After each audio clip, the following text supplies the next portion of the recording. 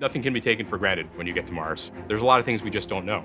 Space always has a way of throwing us curveballs and surprising us. I mean, until we get the data that says we're on the ground safely, I'm going to be worried that we're not going to make it. Return relay race, there's a lot of work on the line. Entry, we get rid of really the spacecraft part of the rover that's been supporting us.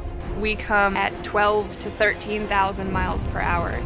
And the heat shield is what The vehicle will continue actually flying itself through the atmosphere. It's sort of like a transforming vehicle that went from a spacecraft, and now it's kind of like an aircraft actively guiding itself. shoots. The biggest supersonic parachute we've ever sent to another planet. It's critical for slowing down the vehicle.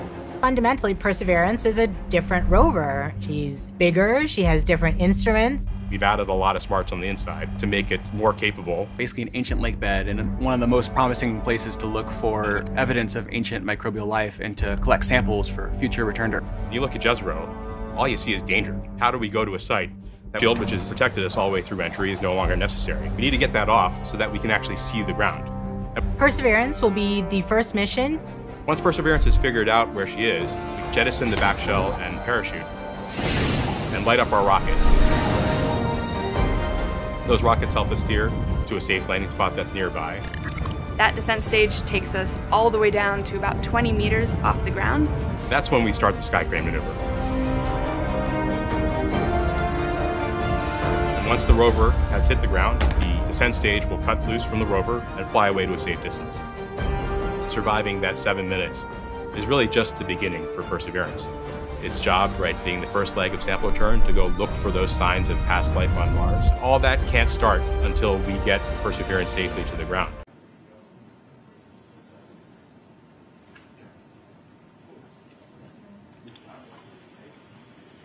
We have indication that cruise stage separation has been confirmed by the spacecraft.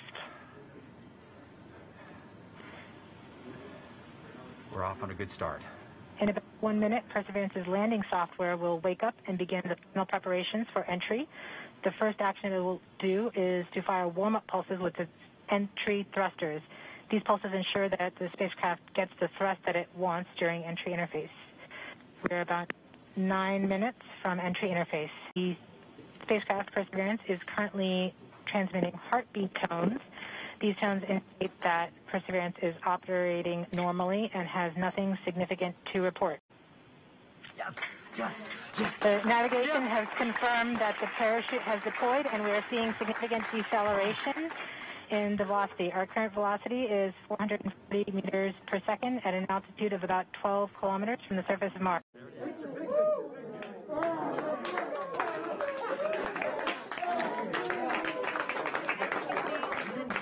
Just put the first image from Perseverance on the surface of Mars. Now it comes from the engineering cameras known as the hazard camera.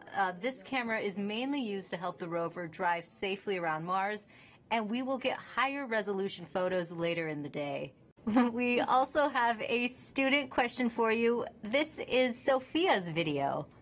You know, this is a sign. NASA works. NASA works. And when we put our arms together and our hands together and our brains together, we can succeed. This is what NASA does. This is what we can do as a country. On all of the problems we have, we need to work together to do these kinds of things and make success happen.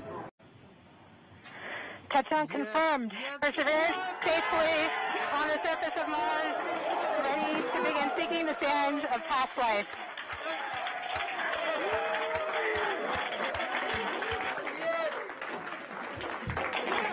At this point, the descent stage has flown away to a safe distance. Perseverance is continuing to transmit direct through Mars Autonomous Orbiter to Earth.